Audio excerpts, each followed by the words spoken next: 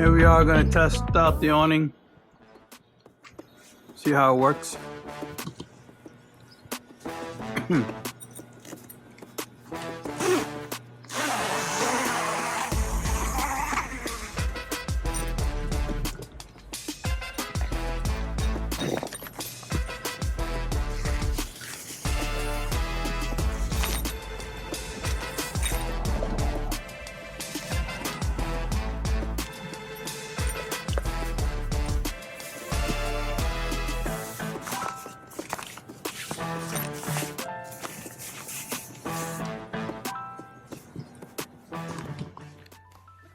After opening up the bag, I was pretty impressed with the thickness of the material and the thickness of the zippers, and also the overall construction of the carry bag or the storage bag.